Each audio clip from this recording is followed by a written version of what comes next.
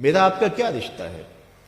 میں مختلف جگہوں پہ جاتا ہوں تو لوگ اپنی پلکیں فرش راہ کر رہے ہوتے ہیں تو میرے میں تکبر نہیں پیدا ہو رہا ہوتا اور میں سوچ رہا ہوتا ہوں اور اپنے اندر اتر کے اپنے آپ سے بار بار پوچھتا ہوں کون ہے؟ کیا اوقات ہے تیری کہ تیرے لیے جو ہے وہ لوگوں کی آنکھیں جو ہے وہ پاؤں میں بچتی چلی جا رہی ہیں اور چھونے کے لیے لوگ بےتاب ہیں؟ کیا تو ہوتا کون ہے؟ تو پھر میں یہی سوچتا ہوں، اندر سے آواز یہی آتی ہے کہ تیرے میں کچھ نہیں ہے لیکن تیرے لبوں پہ نام حضور کا ہے، تو اس نام کی وجہ سے ہمارا رشتہ ہے۔ آپ کے لیے میرے دل میں جذبات ہیں، محبت ہیں۔ میں ساری رات کا تھکا ہوا بھی صبح دوڑ کے آپ کے پاس آ گیا۔ آپ سے مجھے کوئی غرض ہے؟ آپ سے میں نے کوئی پیسے لینے ہیں؟ مجھے کیا غرض ہے آپ سے؟ کوئی ووٹ مانگنا ہے کل میں نے آپ سے؟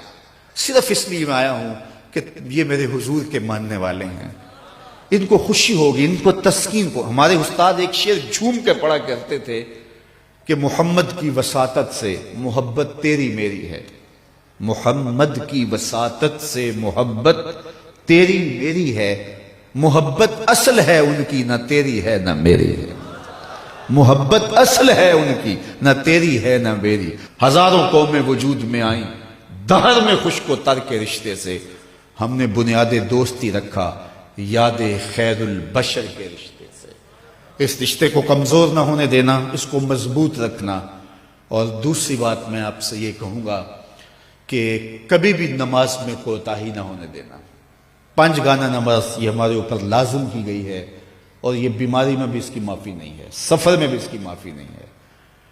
پانی نہیں ہے تو تیمم کر لو، کھڑے ہو کے نہیں پڑھ سکتے بیٹھ کے پڑھ لو، بیٹھ کے نہیں پڑھ سکتے لیٹ کے پڑھ لو۔ حالت جنگ کے اندر بھی اس کی معافی نہیں دی گئی۔ تو کبھی بھی نماز ترک کرنے کی غلطی نہ کرنا۔ یہ میرے حضور علیہ السلام کی آنکھوں کی ٹھنڈک وَجُعِلَتْ قُرَّةُ عَيْنِي فِي الصَّلَاةِ، اور قلب کی راحت تھی۔ جب بلال حبشی کو اذان کا حضور کہتے تو کیا ارشاد کرتے؟ سنیے لفظ ارحنا یا بلال، بلال اٹھو اور ہمارے دل کو راحت پہنچا دو، یعنی اذان پڑھو اور ہمارا دل جو ہے وہ ٹھنڈا ہو جائے، ہمارے دل کو تسکین پہنچے۔ تو 5 گانا نماز اپنی زندگی میں شامل کیجئے۔ اللہ کی رحمتیں اترتی ہی اس کے اوپر ہیں جو نمازی ہوتا ہے۔ جو بے نماز ہوتا ہے، اللہ اکبر، حضرت سلطان باہو فرماتے ہیں اسے تو خنزیر بھی پناہ مانگتا ہے۔ اور شیخ سعدی بولے اسے قرضہ نہ دو جو بے نمازی ہے، اس لیے کہ وہ رب کا قرض ادا نہیں کرتا، تمہارا قرض کیسے ادا کرے گا۔ اور حضور غوث اعظم رضی اللہ تعالیٰ عنہ جن کی 11ویں پکاتے ہیں، وہ کیا کہتے ہیں؟ فرماتے ہیں بے نمازی کو مسلمانوں کے قبرستان میں دفن نہ کیا جائے۔ کتنی بڑی بات ہے، من ترک الصلاۃ متعمدا فقد کفر جہارا، فرمایا جس نے جان بوجھ کر نماز چھوڑی گویا اس نے اعلانیہ کفر کیا۔ قیامت کے دن بندے سے سب سے پہلا سوال نماز کا ہوگا۔ قرآن بتاتا ہے کچھ لوگ کھینچ کے گھسیٹ کے جہنم کو لے جائے جا رہے ہوں گے، لوگ ان کو ملیں گے، ان کو کہیں گے ما سلککم فی سقر، تم جہنم کو کیوں جا رہے ہو، کیا ہوا؟ تو وہ کیا کہیں گے؟ لم نک من المصلین، ہم نماز نہیں پڑھا کرتے تھے، اور بہت اچھے اعمال تھے لیکن نماز نہیں پڑھا کرتے تھے، آج جہنم میں جانے کا سبب یہ ہے۔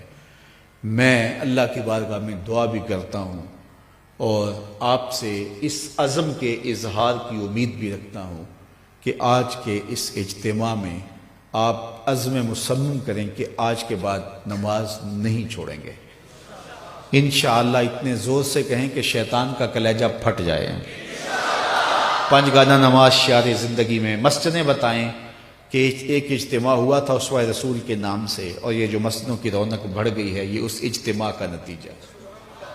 تو پھر یہ سامعین اور یہ منتظمین خوش ہو جائیں گے، اور یہ خبر میرے کانوں تک پہنچی تو مجھے بھی خوشی ہوگی، یار میں نے اور انہوں نے کیا خوش ہونا ہے، آمنہ کے لال خوش ہو جائیں گے کہ ان لوگوں نے 5 گانا نماز شعار زندگی بنا لیا ہے۔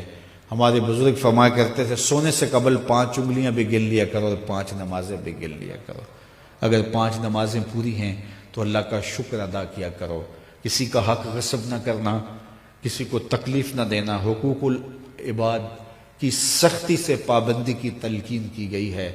جس نے کسی کے صرف 3 پیسے مارے، 3 پیسے، قیامت کے دن اس کی 700 نمازیں جو جماعت کے ساتھ پڑھی لے لی جائیں گی۔